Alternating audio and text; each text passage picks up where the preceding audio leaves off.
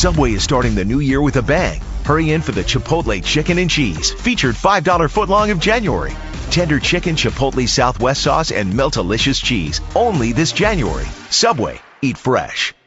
The BS Report is a free-flowing conversation that occasionally touches on mature subjects. First of all, This is the BS Report with Bill Simmons. it might be cool, I don't know. And if it's not, I don't The care. BS Report with Bill Simmons. Bill Simmons works for ESPN. He's also named the sports guy, and he writes a comical sports column. He must be a popular dude. The BS Report. It's got a real dirty sound, like a rusty steak knife cutting through a well-aged steak. Now, Here's Bill Simmons. Welcome to the BS Report, a rainy, crummy Monday here in Southern California. We had quite a football Sunday yesterday. The Patriots advanced to the Super Bowl. The Giants advanced to the Super Bowl. Both games were decided by 3 points. On the phone, as always, every Monday during this season, our buddy Cousin Sal. What's happening?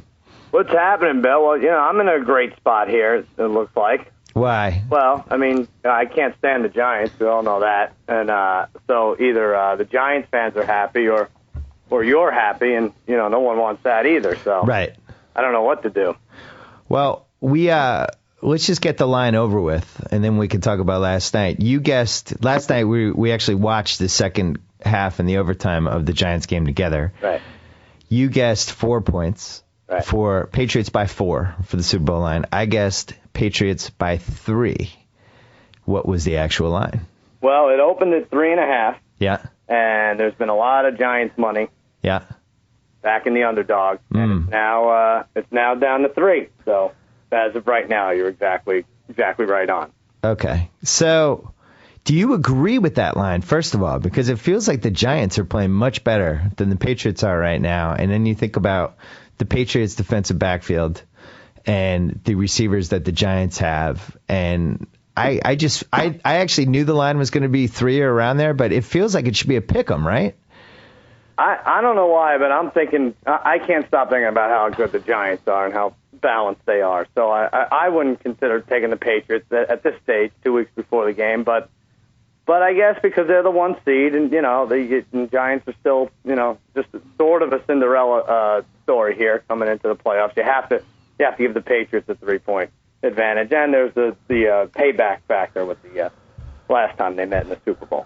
Well, but the problem is we've learned from the NFL that it really only matters what happens the last 5 or 6 weeks. Yeah. You just throw out the rest of the season, and teams catch fire, get hot for 3 weeks, for 5 weeks, whatever, and you just want to make sure you time it for when the playoffs are. The Giants are the hottest team. They had a lot of trouble protecting Eli in that game, and he took some heavy hits. If they were playing this game on Sunday, I think he'd be in pretty rough shape, don't you think? Yeah, I do, but I also think I think because the Giants are hotter and luckier and feel they can't be beaten a little more than the Patriots, I think this 2 weeks benefits you guys. You think so? Yeah, I do. And listen, I listened to Trent Dilfer go crazy about Eli Manning, and he won the game, and there'll be plenty of time to praise Eli and Brady for that matter, but listen, the guy dropped back 60 times, and they scored 20 points, and 10 of them really had nothing to do with him. It was where the punt was recovered, the True. punt. So, and I know, yeah, he was under siege the whole game, but it took 20 weeks for Eli Manning to be under siege, and now we have to praise him for that. I mean, he threw balls like, if 49ers defenders weren't trying to cripple each other, trying to get at these balls that were in the air for 10 minutes, he might have had 3 picks, and we wouldn't have been talking about him right now. But I think it's the Giants' defense. I think it has been the last 2 weeks, and I think that's where the praise needs to go and where the Patriots must be most annoyed. We tried a little gimmick yesterday that you've seen on the internet a million times, but we had a bunch of different Grantland-related people exchange emails during the game because we figured instead of everybody tweeting separately and getting lost in the cajillion tweets that we could just have fun exchanging emails, playing off each other. You've seen this idea a million times on the internet. But one of the things that struck me as we were exchanging emails, and I think I even put this in an email, the longer that game went on, the more it seemed like Alex Smith was reverting back to the Alex Smith that we always thought was going to show up. Do you blame him or do you blame the receivers or even 50-50 split? I don't know what happened. I mean, it was like 1 for 13 on third downs at some point, and he didn't hit. I mean, he hit a receiver. What was it? Late in the game, he finally hit a receiver, and I think it was Crabtree on 3rd and 5, hit him for 3 yards, and it really seemed like they could have gone 6 overtimes before Smith converted a first down.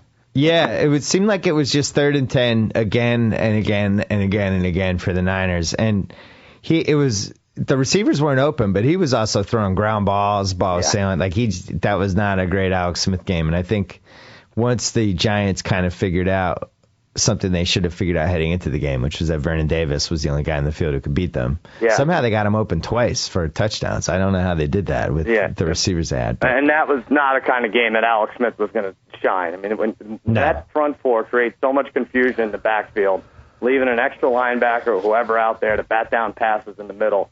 It was not good for Alex Smith. They were going to have to receive a punt and take a knee at some point. What is the over-under for a Giants fan admitting that they got one of the luckiest breaks of all time when that Ahmad Bradshaw run got whistled dead about a split second before he fumbled? Yeah, that was bad. That was pretty bad. And, just even these punts that are hitting the knee or not hitting the knee, it's like, what are these guys doing? Run away from the ball. I know. You have no idea, no plans on fielding it and running it back. Just run through the tunnel. It's in the locker room. Don't just let it go. It seems like there's 10 things that could go wrong when you run next to a bouncing putt. Yeah. And the one thing that could go right is maybe it bounces right up in your hands and you just catch it and run with it. Running alongside it seems like something that nobody would recommend. Yeah, it's so bad. I don't know if they think they seem like a sissy if they're running away from it, but you're right. There's very, very little upside to staying in the way and on a wet field with no footing and everything else going on. Also, no upside for jumping onto a camera stand after a touchdown. Seems like that's going to get flagged probably. Yeah, no kidding. And I know that there's the whole thing about, why isn't the Lambeau Leap the same thing? But it's actually a little different. You're jumping onto a camera stand and standing there and you're celebrating the touchdown in a legal way. Right, yeah. The Giants don't need any help getting 15 yards on a kick return. How much, as a diehard Cowboy fan, what's your hatred for the Giants right now on a scale of 1 to 50? It's bad because I was trying to think, you and I had a friendly rivalry back in 2007, but I was still rooting for the Patriots because I couldn't stand the Giants. But it's 50. 1 to 50, sure, yeah, it's 50. I can't stand this team. They're my most hated franchise. I'm getting death threats on Twitter. Well, you and Kyle Williams. I may instigate it first, but if they threaten to kill me back, it's still a death threat, right? Is it wrong that my reaction to the Kyle Williams Twitter death threat thing was, what is everybody so concerned about? I get death threats all the time. Yeah, I know, right? I got an email from somebody saying that they hope my dad's mustache burned off and he got cancer. It's an actual email I got from somebody. It's like the internet's an awful place. Like we shouldn't need the Kyle Williams' Twitter reply timeline to be disappointed in human nature. I know. Yeah, people are very brave when they're reaching out anonymously. Yeah, when they're typing and it's being sent as a transmission, it's easy to get big. But I mean, I felt terrible for him.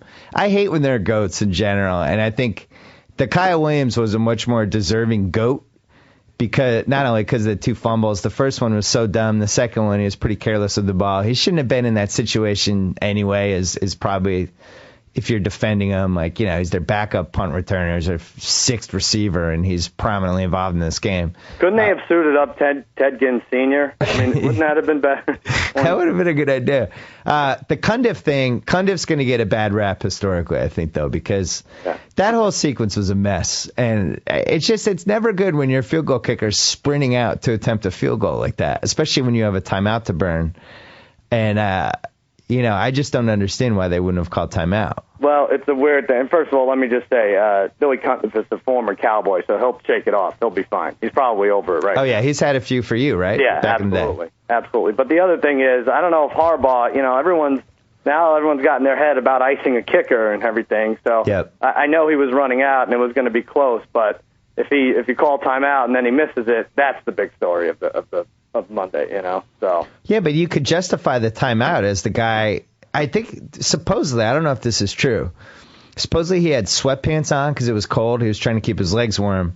And people on the Ravens sideline thought that when Anquan Bolden fumbled and it rolled out of bounds, they thought it was a first down. Oh, interesting. And they thought it was a different down than it was, and Cundiff just wasn't ready. But, I thought in general, that was so much more of a loss for Baltimore than it was a win for the Patriots. Baltimore really blew that game. They played, I don't know if they played better, but they definitely, if you were a Baltimore fan and you were saying to yourself, what are the things that need to happen for us to win this game? Pretty much every one of them happened, and they still lost. And, I thought for sure they were going to score the touchdown. It just seemed like, once the Patriots screwed up there, when they screwed up twice. The first one they screwed up, they threw, and we talked about this in the Grantland email exchange, but they threw 7 minutes left. You just got the biggest turnover of the game. You've been running the ball the entire game. Mm-hmm. You throw a play-action 60-yard bomb. Gronkowski was apparently wide open on that play, too. But a 60-yard bomb to Matthew Slater, who has one career catch in 3 years. And every time they've thrown to him, it hasn't even come close to being a catch. Right. Just so many things could go wrong there and nothing right. That was such a mistake. And then the other one, we see teams do this a lot where it's right before the 2-minute warning. It's the best time to throw because the clock stops anyway at the 2-minute warning. Right. And they ran right into the line on 2nd and 3. Now all of a sudden you got to throw on 3rd down. Now all of a sudden the clock stopped and there's a minute 50 left. That was just botched. Well, taking it back, isn't it funny where the Patriots were passing when they should have been running, and and the Ravens were doing the same thing. Take it back to 7 minutes before Brady threw the interception. Ricky Williams was having some kind of weird resurgence, past midfield. I'm like, God, Flacco. I said, he may not even have to pass the rest of the way, and they can win this game. And then he throws like in triple coverage. He tries to hit the tight end over the middle or something, and it's picked and run back to midfield. And then the Patriots can't run the clock out, so they get it back. It's interesting because this has happened before in other sports where, like, for instance, if the Ron Artest going into the stands doesn't happen, I think Indiana wins the title that year, the 2005 NBA title. They didn't win, and what ended up happening was the Pistons and Spurs played in the finals. Pretty ugly game. Neither team was that good. The Spurs ended up winning in 7, and probably the weakest champion in the last 10 years, and it was all because that was probably Indiana's title, and they blew it. And the more I watched that game yesterday, and you just never felt like you're just watching it going, these can't be the two best AFC teams. It just doesn't seem right. That probably was Houston's conference. And you look at Matt Schaub, they lose Matt Schaub and Marion Williams. You look at how close they came to beating the Ravens anyway with TJ Yates. Like, what a drop-off from Schaub to Yates. Yeah. Maybe Houston was the best team, and this was just the Pats. Maybe they didn't back in. Maybe this was a year where they just got lucky because of the Houston thing. Yeah, and it does seem like there's a lot of luck involved. And listen, the Patriots and Giants are going to be a very entertaining Super Bowl, and it's better than, even though I was rooting for the Niners, it's better than the Pats Niners or Ravens. It's better than every other combination. But it is a weird conference championship weekend where both teams were lucky, and there were more goats than heroes, it seemed, to get these teams where they were. And we haven't talked about Lee Evans yet. Like, oh my God, that's I don't know what to say. Like, first of all, it seems like they should have reviewed it. I think calling it on the field incomplete, they weren't going to overturn it anyway. But yeah, it wasn't a catch though. What's that? It wasn't a catch. It wasn't a catch. You got to review it, though. In today's Calvin Johnson, you have to catch the ball, run it, sign it, put it in a glass case, and bring it to an autograph show before it's called a touchdown day and age. But, God, that was a touchdown. It just is. I don't know what to say. He didn't have 2 feet down, though. His foot's sort of coming down. Like, if it's called a touchdown on the field, I really think that's a touchdown. I don't know. Yeah. Really close. But Sterling Moore is the new hero now. Well, the thing they need to figure out is why is it a touchdown if on a QB sneak you break the plane for like 1/100th of a second. Right. But yet you can catch the ball, hold on to it, have 1 foot down, and then as the second foot's coming down, you get stripped, and that's not a touchdown. It seems like more of a football play to do what Lee Evans did than to do what, Brady does or whatever some of these guys do with the sneak. Yeah. And it's funny because Lee Evans, how many times do you see a guy catch a ball in the end zone, goes down to the ground, and then the ball, like the nose of it, hits the turf? And like, oh, if he had just kept his feet. Here you're saying Oh, if Lee Evans had just gone down, Yeah. it would have been a touchdown instead of showing the entire ball to Sterling Moore, you know. But, at the same time, the guys that screwed up for their teams, on that play, the Ravens ran it for Lee Evans. Yeah. And that's a guy who hasn't been a factor for them all season. The Niners had Kyle Williams in some pretty big situations there because of the Ted Ginn injury. Now, you could say they don't have depth, whatever, but I don't know who has a good backup punt returner. No, you're right. The Patriots certainly don't have. They waived Brandon Tate before the season, which has really hurt them this year with returns and stuff. Well, the sad thing is if you just had put no one on the field there, they probably would have been in all right shape tonight. I know, like, the teams that haven't been in the Super Bowl in a while probably don't. They're not. They would be just so happy to get a team in the Super Bowl that they don't want to hear it. They don't want to hear, like, a Patriots fan say, "Yeah, I don't feel great about that win." I'm glad we made it, and Sterling Moore made that great strip. Brady, in the 4th and 1 QB sneak, they made that play. They got a great stop on 4th and 6. Like, it's not. I don't think it's fair to say they backed in. No. But at the same time, it was a really weird feeling after that game. Like, Well, I certainly didn't feel like, yes, we made the Super Bowl. Like, I almost just felt like, wow, it was almost like that scene in Pulp Fiction where the guy comes out of the bathroom and shoots at Sam Jackson and Travolta 6 times and he misses with all the bullets, and they kind of look at each other like, did we just not get shot there? Yeah, but I think it's because you all thought you were wearing, bulletproof, vest to begin with. Like, Patriots fans were very overconfident. You texted me during the week. I said, listen, be careful with the spread here. Favorites who have scored 38 points the previous week in playoff games are 4-24 against the spread the following week. And you texted back, I hope Ray Lewis repeats that stat when he's chasing Gronkowski 15 yards. And your text come through me in your voice. It was weird. It was a voice text. Yeah, it's a voice text. So I said, all right, let's see. But I think if you had just said, wow, this is going to be a tough game, the 2 games before the crappy Broncos, we spotted the team's 2 touchdowns. It's not good teams either, the Bills and the Dolphins. So I thought it was going to be a good game all the way through. So. For the record, I was trying a new strategy this week. I was trying a strategy of intentionally being overconfident because the other strategy from the last couple of years of we stink, we're going to lose, like that seemed to also.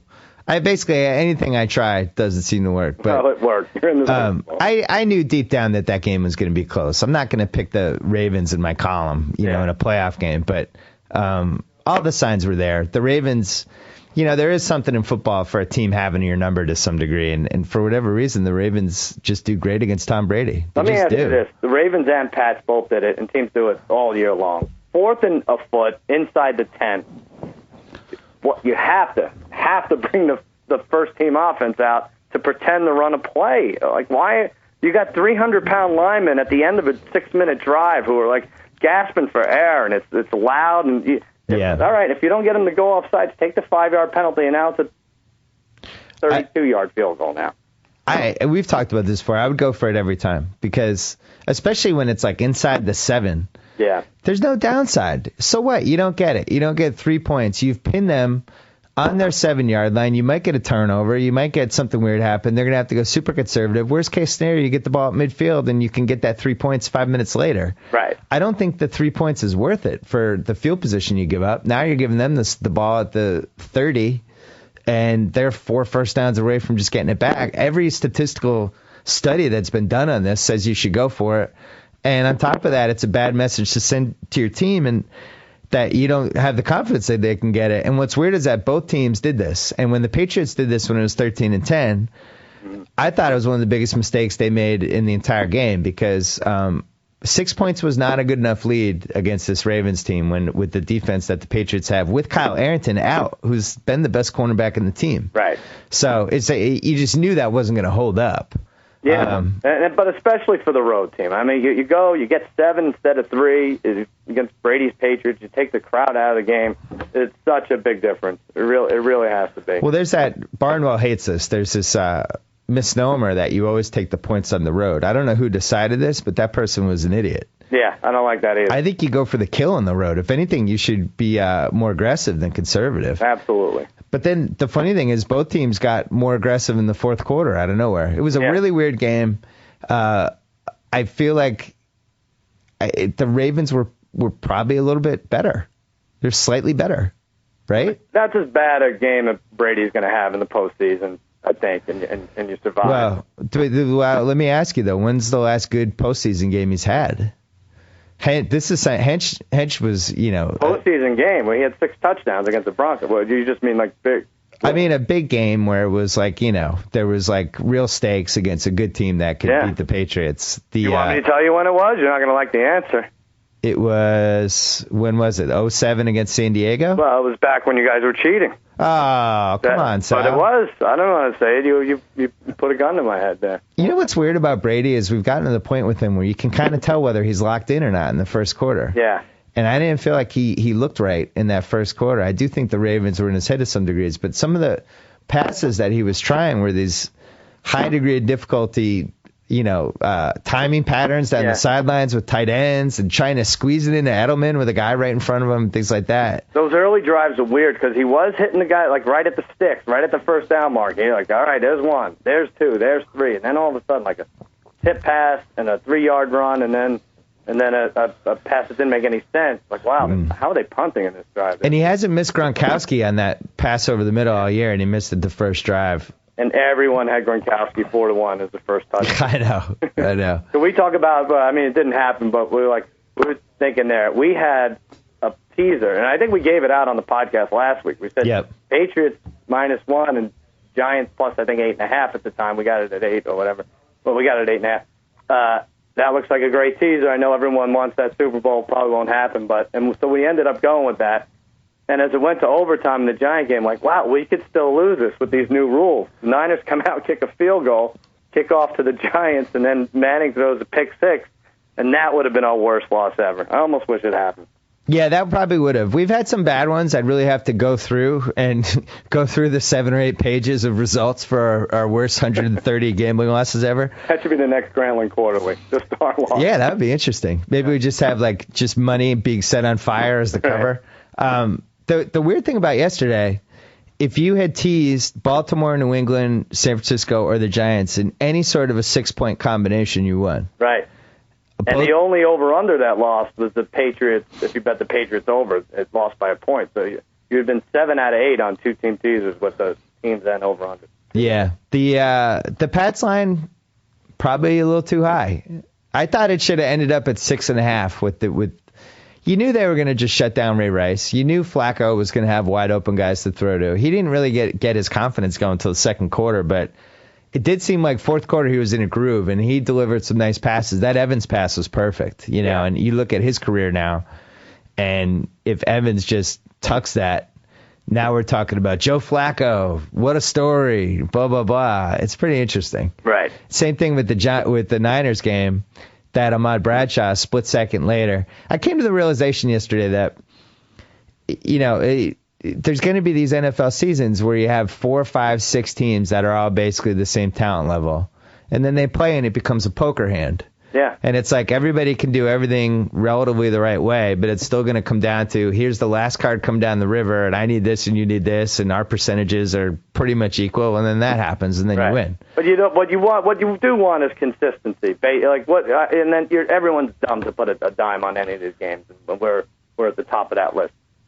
But you want consistency. If Belichick's going to go for it on 4th and 1 during the season, do it at home, when everything's on the line too, things like that. Do you look at the Packers? It really still feels like they had the best team, and we've seen this happen a couple times before, where the team peaks a little bit early, they lose their game in week 13, week 14. It happened to the Colts a couple times. Then you got the week 17. Do we rest the starters? What do we do? Then we get a bye week, and they just lose their momentum, and it just. It's hard to think this way, but you're so much better doing it the way the Giants did it, where you win, you have to win in week 16 and week 17, and then you play in round 1, and you get in a groove. Right. Well, there's always that home team we talked about, that team that has a bye at home and just sort of takes everything for granted. They take the fact that they're home for granted. They take the fact that they're getting a wild card team or a 4th best division winner in, and it all falls apart. Well, this is one of the reasons why we talked about this last night, the 18-game schedule is so absurd. Oh. You might have a situation where the Packers clinch in week 14, And now for the next 4 weeks, plus the bye week in round one, they have to figure out a way to stay focused and sharp. It would be, almost retroactively the worst thing that could happen to you.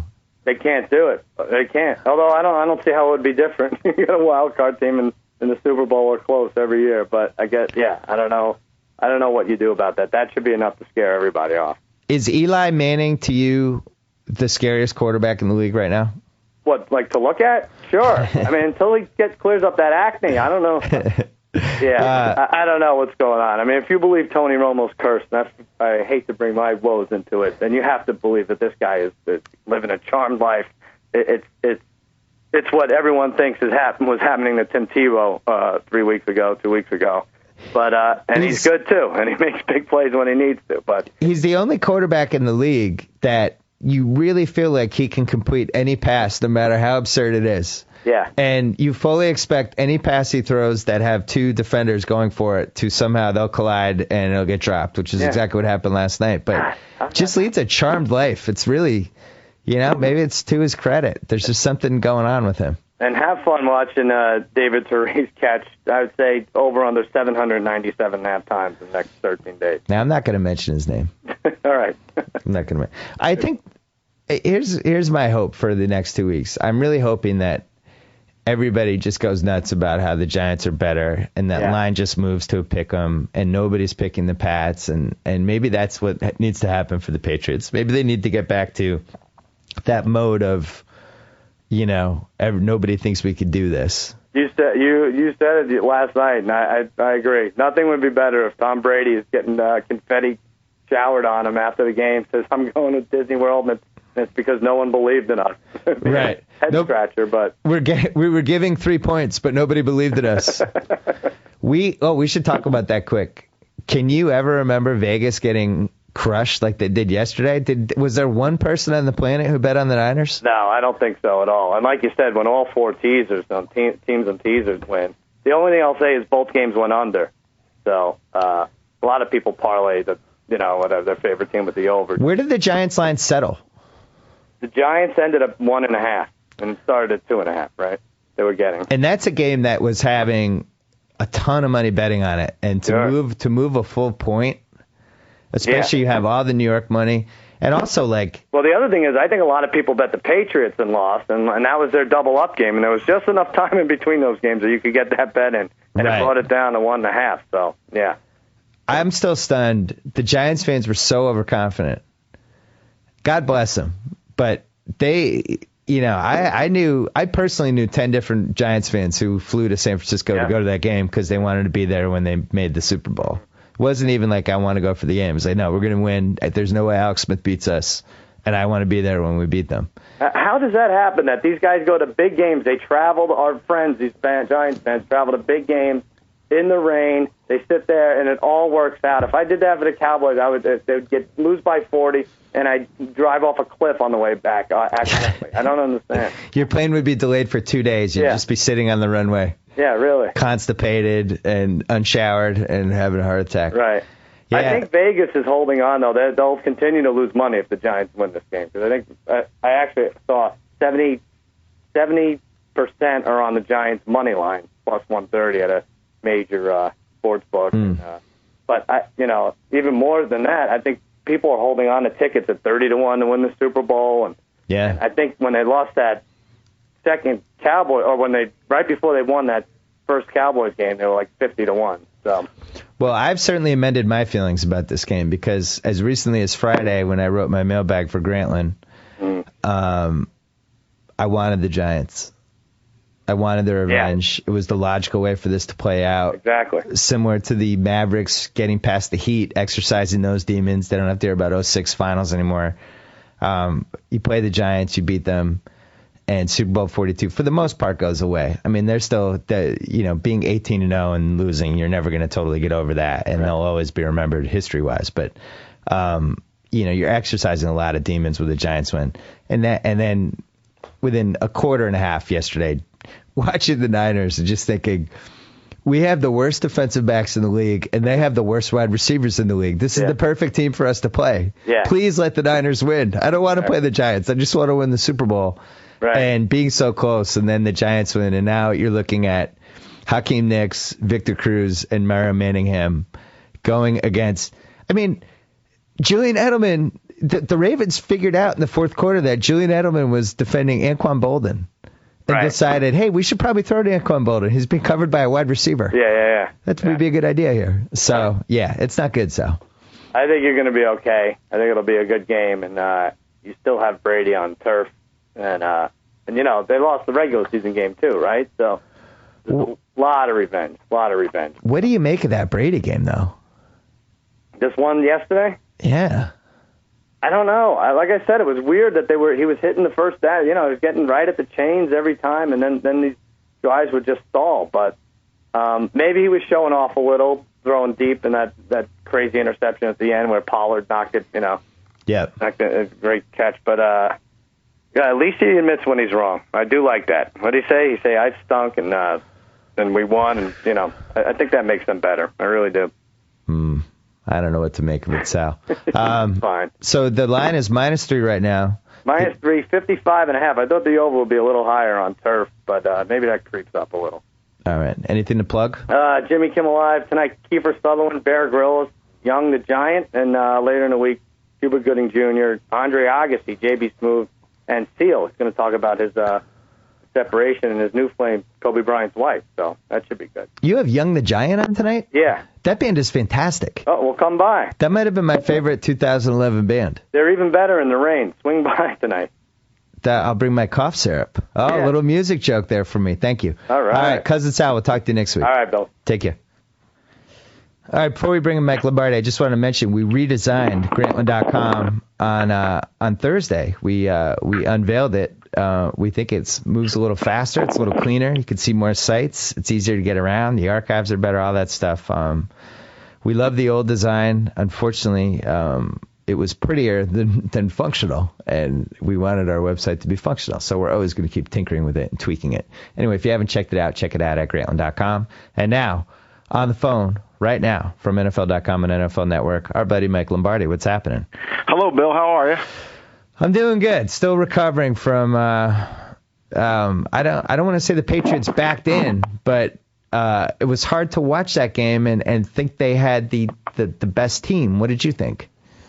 Well, I mean, their quarterback didn't play to the level that we're accustomed to seeing him play, and I think when you watch the tape, you see guys that are open that he's not getting the football to. So I think they were fortunate to win the game when Tom didn't play well, and I thought the defense gave up some yards, but I thought on the quick change of possession, especially in the third quarter, they did a great job, and they hung in there, and you know, they made the one play they had to make, and you know, they missed a field goal, which is essentially gave them the win. So, you know, I don't know if the two teams, it was a physical game. I mean, there was a lot of contact, a lot of pounding. The referees let the game play. I think if it would have been a closer call, if Hockley would have had the game in New England as opposed to the one in San Francisco, I think Baltimore would have got called for a lot of legal contacts more than they did. They didn't really get called for very many.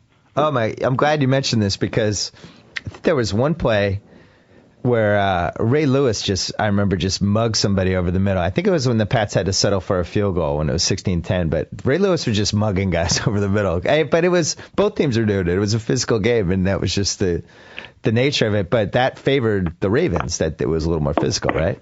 Yeah, no question. I think once the players realized, the coaches realized that they weren't calling anything, that you might as well go and attack people because you know, it's the best way to slow down a passing game is when you can get physical with them. Then, which is fine if that's how they're going to call the playoff games. I'm not complaining. But then when you watch the game later that day, they were calling stuff, so it was a little inconsistent. And I think had the crews been different, you know, it would have probably been different. But Baltimore played their hearts out. They made some really good plays in the red zone, and that's ultimately what kept them in the game. Do you feel better or worse about Flacco after that game? I actually feel better about Flacco. I think Flacco did some really good things in the game, especially on third down. He made some incredibly tight throws into tight windows. I think he did everything he possibly could to win the game for the team. Lee Evans dropped the ball or had allowed the ball to be stripped, but I don't know what more Joe Flacco could have done. I really believe that their offense is not always quarterback friendly for Joe Flacco. It's a little predictable, but he made plays, and I thought the other thing that was really significant in the game was even though he got the 42-yarder early in the game down to down on the naked bootleg play. Torrey Smith catches it. I mean, really, the Patriots did a good job of keeping him from the third level. And typically when Flacco has great games, it's because he connects on the third level passes. And so to me, he played outside his normal self, and he played well. I mentioned Cousin Sal was on right before you, and I said to him, this reminds me, that AFC Championship game reminded me a little bit of when the Pacers got knocked out of the 2004-05 season because of the melee. I felt like they were the best team that year, and what ended up happening was the Pistons and Spurs played in the finals, basically because the Pacers weren't there. I still think the Pacers would have won the title that year. Is it fair to say that if Matt Schaub doesn't get hurt, Houston beats either of those teams yesterday? Oh, boy, that's a tough one. I don't know. I mean, that's a tough venue to walk into the first time and play in Foxborough against the team with that confidence and the way they were playing from the last week. I think that would have been a tough game. I think you almost have to get your toe in the water first before you can win that game. I think Houston's now in much better position, having won a playoff game and gone on the road to now understand what it really takes to win these playoff games. I think you almost have to learn that lesson. It's tough to just come in and breeze your way through it, especially for a young team that's never been there before. Which team has the most talent, all things considered, if Mario Williams and Matt Schaub were in the mix? Houston, Baltimore, New England? I would say Houston probably has the most talent in terms of they've got receivers, they've got weapons, they've got a quarterback, they've got running backs, they've got depth. I mean, I think Houston has the most talent of those two. I really think that as the game went along, I thought Baltimore's lack of depth, especially in the defensive line. Haloti Ngata could not take a rest in the game because every time he was out of the game, they could run the football effectively. So I think the backup defensive lineman for Baltimore was not of the highest standard, nor was their offensive line got pushed around at times. So, and then New England, to me, they don't have an outside receiver, which is when they lose those two tight ends, it really comes into play. Oh, we do have one. His name is Chad Ochocinco. He's not one either, and neither is it Matthew Slater. So, oh my God. We got to talk about that because I was just so appalled that they ran that play. They're basically at midfield. They're up 3. They have all the momentum, and 7 minutes left in the game.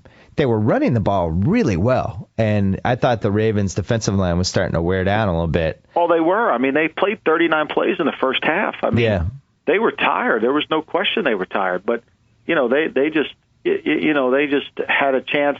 This is the old classic. As soon as we get a turnover, take a shot. And that's what you want to do is take a shot up the field, and defenses know it, especially. And this could have put the game away, but had Tom thrown the ball to Gronkowski. I think it would have been a lot. Gronkowski might have scored. He was wide open on that play, right? Yeah, he was coming across. Ed Reed tried to cut him off, but he kind of got behind him, and Gronkowski could have made a play. I don't know why Tom threw the ball. It was double coverage. He should have looked for the check down. And then typically, that's usually what you've seen Ben Jarvis Green Ellis catch this thing and check it down and go for 20. You don't like Matthew Slater against double coverage? Not particularly. No, I didn't think it was the right thing. It seemed like it was an act of desperation a little bit, though, right? Like that's the kind of move you make when you're saying this team has kind of figured us out. We need to really take a chance deep here. But I don't know if they figured them out, Bill. I think when you really study the tape, I think there's guys open. I just don't think they played well. There wasn't a sense of confidence, and I do think for some reason that the Ravens do have kind of I don't want to say it's their number, but they do have a way of getting to Brady. Without pressure. When you were at the Raiders, was there a team that you felt like you just had their number and they knew it? Yeah, we would play Tennessee and always felt like we could play them, even though Steve McNair was great. Yeah. But we would play them. I think later when we had Denver beat us for so many times, and then we've got their number. And that was San Diego. I mean, we were beating San Diego on a consistent basis. I think it was like 14 or 13 in a row, and then they turn around and beat us. So, yeah, there's always a team you match up with. And I just think there's, for some reason, especially the way the game was going yesterday, especially the way it was called, it favored Baltimore, and I don't think Brady wanted to throw the ball in the tight windows. And when he didn't do that, he still threw interceptions. Mangini, who I ran into on Tuesday, was in painstaking detail telling me why this was a bad matchup for Baltimore. And I'm not good enough at football to remember all the stuff he said, but it was about like the way that Baltimore plays the gaps on the defense, all this stuff. Can you just explain this to me? Why was that such a good matchup for Baltimore? Why was it a good matchup for Baltimore? For their defense. Yeah. Well, Baltimore, Baltimore's very. I don't follow it. I mean, Mangini thought that Baltimore would stop the New England offense. He thought that just the way they played defense, I'm just going to have him on a podcast. I mean, offensively, it was pretty clear. He thought the Pats were going to have to really sell out to stop Ray Rice, and that Flacco was going to have time to throw and open guys, which bore out to be true. He didn't play well in the first half, and he played better in the second half, but that was true. Yeah, but I would disagree. I think that when you hold Ray Rice to the longest run of 12 yards, I think you controlled the running game, and I think you made them have to try to beat you with the passing, which they almost did. But of course, but that interception with Brandon Spikes could have been the turning point of the game had we not given the ball back to him in terms of the Patriots. Yeah, but I don't know, and I think really Baltimore's defense, they want to play a lot of man-to-man. They want to get in your face, and for whatever reason, whether Tom felt rushed or Tom felt uncomfortable in the pocket, there were guys open. He just didn't make the throws to him. I think he would be the first to admit it. You were on the receiving end of one of the worst playoff losses of all time, and I think yesterday the Ravens' loss, I think, was slightly worse than the Niners' loss, because the part everyone's forgetting about the Niners is that they just couldn't convert third downs at all. Like, at some point, you got to make a play offensively, and they got not lucky, but they got their tight end open twice. And other than that, they didn't really make a play the whole game, and they had multiple chances to score, get some momentum, whatever, and the Giants just stuffed them every time. I think Baltimore, that was a little bit of a tougher loss, but walk me through. You were there in 2002. The Raiders lose just an agonizing game in the snow. Just what's that like? When do you get over that? Do you ever get over it? No, you never get over it. I mean, it was the 10-year anniversary, and you could still see it. And what people don't realize is there's so many plays that really become more prevalent in your mind than the play that people signify the game with, like the tuck. We had an opportunity to run the clock out. We had a first, a second, and 10, and Charlie Gardner breaks through a hole, and he has a fairly good hole. And if he goes to his right, he probably scores. If he goes to his left, he definitely scores. But he runs up Frank Middleton, and he gets tackled runs up John Ritchie's butt, and he gets tackled for us. So now we're at 3rd and 2, and 3rd and 2, Frank Middleton goes the wrong way, and we blow it. Richard Seymour comes in, and we had a chance to win the game there, just like the Patriots had a chance to win the game on the 3rd and 6. They convert that first down, they win the game. So you never get over them, and there's never just the one play that really is the one you walk home with. Like, for example, you said it earlier, San Francisco, they had the ball with 2 minutes to go in the game. They couldn't convert. They couldn't kick a field goal. They got one of the best field goal kickers who attempted 52 field goals in the season. Yeah. So they couldn't get 2 first downs to get there. I mean, they were in midfield. They couldn't get there. And then they had the ball in overtime. And then they had the ball in overtime and couldn't do anything with it. So to me, that's part of the reason why San Francisco struggles is they couldn't make the plays when they had to make them. So it's never about just the one play. Yeah. And, I thought of you yesterday during that Pats game because it was the classic situation of get that one last play out before the 2-minute warning, second down, you're trying to run the clock out. And that's the absolute best time ever to throw, right? Because the clock's stopping anyway.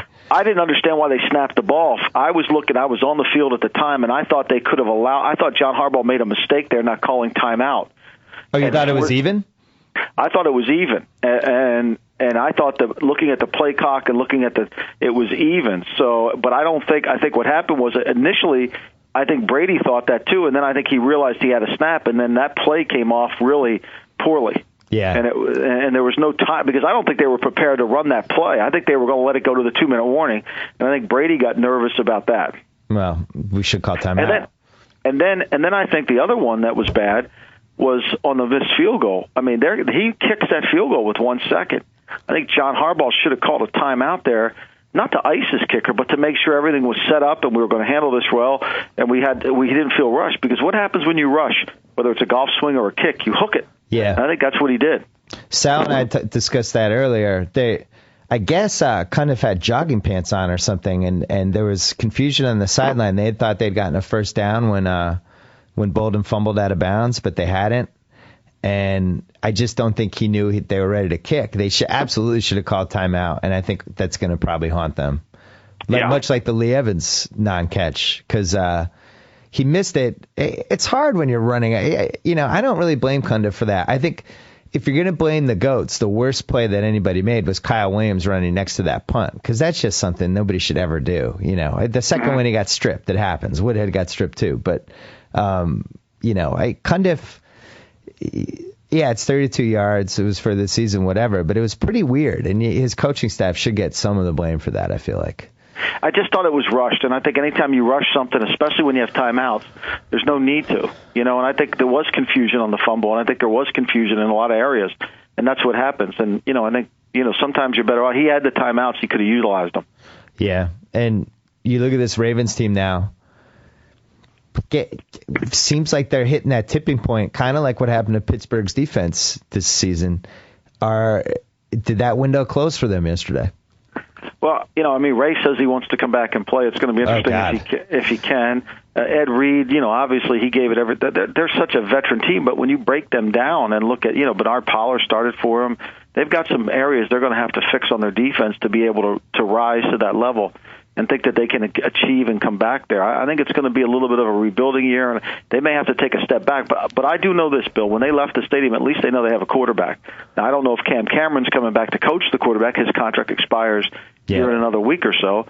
So as they change offenses, it'll see how it affects Flacco. But I do think they have at least the makings of a better offense. And yesterday, he threw the ball as well as anybody. He was the best quarterback on the field. Well, they're also in a division where, maybe Pittsburgh keeps taking a step back. They might have to do a rebuilding year or whatever because their defense is just got old.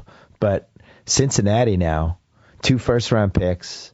They played, they weren't better than either team. They weren't equal with either team, but the distance really wasn't that far between them and Baltimore and Pittsburgh. They have money to spend. There's a real chance that Cincinnati could own that division going forward for the next couple of years, right? Yeah, and I think what people they're missing the point here is the cap's not going up. So whatever your team is for next year, whatever you have invested in your team is pretty much going to be your team. It's going to be hard to change your team.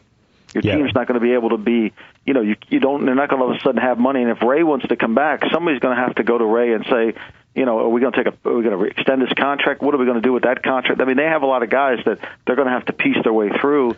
And if they want to get a free agent or do that, then they can. But they have to deal with Flacco's contract and they have to do with Ray Rice's. So when you have 2 contracts that you have to do of current players on your team, I think that's going to take you out of the free agent market.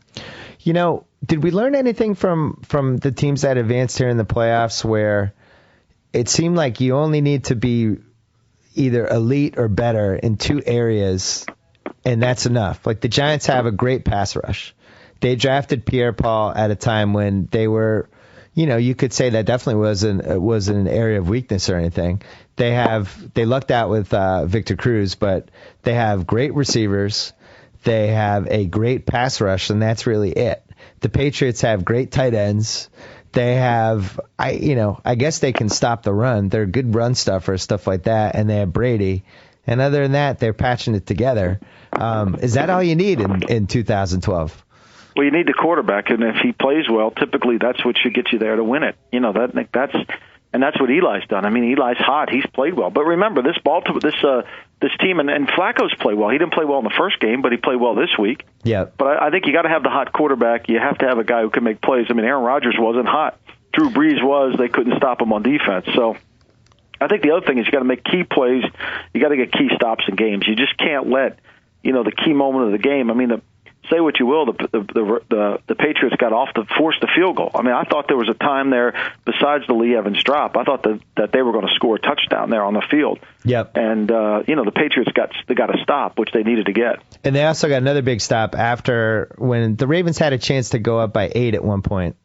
That was the huge stop of the game. I think when Danny Woodhead fumbled, they had 1st and 10 at the 11. And the Patriots got a stop there. That was critical. Yeah. And I think the other part to be a really good team this time of the year is to be a really good red zone defense team. You got to play good in the red zone. And I think both the Giants and the Patriots have been good red zone teams. So they've been able to make the plays when it counts the most. So let's say you're the Niners GM and you almost were. You watch Alex Smith for 4.5 quarters yesterday. Saddled with the worst receivers in the league. He's got 1 target. At the same time, he did not play well. He threw, a bunch of grounders. It was not a good game by him. I didn't feel like. Going forward, you have to give him another year. He's going to want a contract. You're probably going to have to lock him down for like 3 years, 35, something like that. Do you feel good about that? Well, I think I would feel good about it if I had ways to get out of it. I would definitely feel good about it if I was going to go on a pay-per-year basis. I mean, I wouldn't feel good about it if I had to guarantee 30 of the 35. Yeah. But I would feel good if I had a chance to kind of have a way to get out and keep looking and seeing. But I do agree with what you said there. I mean, I think the biggest disappointment today for the 49ers isn't Alex Smith, it's Michael Crabtree. Here's a guy who holds out in the draft. Here's a guy who thinks he's the best player in the draft. He's upset with his draft position, and he can't get open against the secondary that people have gotten open against. So I think the Niners today have to say to themselves, we really need to revamp this entire receiving corps, and it might be with Michael Crabtree not being there. Because, look, it affected everybody, the game, the weather, the field. But still, I mean, Victor Cruz was able to make plays. Yeah. Hey, Mike, isn't that the single toughest position upgrade? Because it seems like over and over again we see teams sign free agent receivers and they stink and they underachieve and they don't cut it or they're never what they were in their last team. And then if you draft one, it's really hard to draft a guy who right away can play. Right. I mean, the perfect example is the Ravens. I mean, how long have they been trying to fix that receiving corps? Yeah. And I would argue with you that they still haven't got it fixed. I mean, Lee Evans played better, but he caught more balls in that game than he did all season. Yeah. And, Torrey Smith is not a route runner. He's a deep ball down the field guy. He's going to get better, but he's not quite there. And Bolden is a very coverable receiver who's tough to tackle. So I still think they have some issues they have to get resolved, and they've been trying more than anybody. I mean, look, Pittsburgh, to me, they've been able to solve the problem, whether it's Antonio Brown, Emmanuel Sanders, and then Mike Wallace, but it's hard to do. But they've been drafting guys, but those guys don't play immediately. No, it takes 2, 3, 4 years. Yeah, that's why I think the Niners, I don't know if they can give up on Crabtree. If anything, you could say, well, maybe he's going to be a late bloomer. Like, that might be their best strategy. The Ted Ginn thing, it's funny. The special teams was their best thing all year and killed them in that game because of the Ted Ginn thing. You would think, like, if you had told a Niners fan before 5 weeks ago that they would be in the NFC Championship game, it would be an ugly game, and special teams would decide it, they would have been jumping up and down like they were going to the Super Bowl. No question. And the Giants have never been a great coverage team, so you think Ginn could have made a good impact on that area. Yeah. But, and he obviously couldn't play. I mean, that shows you how fragile teams are. One injury can really hurt. We saw it with Gronkowski at the Patriots. He goes off the field. That really hurt the Patriots. It really hurt what they were doing. Haloti Ngata leads the game for the Ravens, and their run defense doesn't play as well. So it is depth becomes a concern. Last question. Eli, we're going to hear a lot about Eli and Brady. We're going to hear a lot about whether Eli has passed his brother, whether Eli is going to end up with a better career, whether Brady's past his prime, whether Eli has Brady's number, whether Eli's the best clutch quarterback in the league. These are all going to be the recurring themes over the next 2 weeks. I thought he was, I hate to use the word heroic in sports because it's stupid, but, when you look at the battering that he took yesterday and he just kept coming and just makes plays, and I feel totally confident that he's going to make the plays. Is there anybody you'd rather want in a big game right now at this point in time than Eli Manning? He's played so well, especially in the fourth quarter of big games, too. That's the other area he's played well. I mean, that throw he makes down there to Manningham's is as good a throw on 3rd and 15 that you're going to get against a team that he's taken a pounding from. So, he's made clutch throws in clutch situations in clutch games. He's played really well. But you could say it's the first time in a long time the best quarterback alive slot is open. Would you agree? Well, last week at this time it wasn't because we would have given it to Brady hands down. But after that performance on Sunday, I think it's hard to say that he was the best. He wasn't the best quarterback in the Final Four, that's for sure. And, you would have given it to Rodgers 6 weeks ago. You may have given it to Breeze heading into the playoffs. Maybe it's just open, which is interesting. But one thing, Eli has been consistent all year. He's been behind it. And, I think that the unfair to Eli, I think, is so mentally tough. He takes so much and he handles it so well. I mean, it's so hard in New York City to take all the criticism the way he does all the time, but he handles it really well. But I think the other factor that comes into play is Peyton's never had a defense like this Giant defense in terms of what they can do with their defensive front. Yeah. And the size, and they can go outside and play. So, how many more playoff games, how many more titles could they have won if the Colts were built a little better? I think that's a fair question to ask. Well, and now their GM's gone, and you look back at those last 5-6 drafts, and I'm glad you brought that up because that was supposed to be my last question. Are you hearing anything on Peyton Manning? I hear nothing, and I think the question there's a couple questions that have to be asked. Is he was kept on the team to go practice, and he hasn't practiced, at the end of the year. So that tells you he's behind because why would they have kept him off the injured reserve list all season? Right.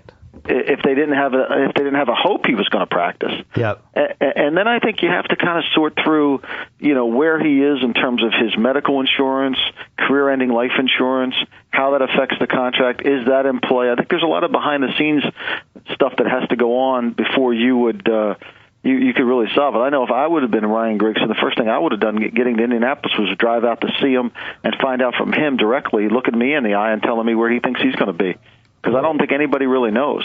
Why would he want to play? I mean, hasn't he done?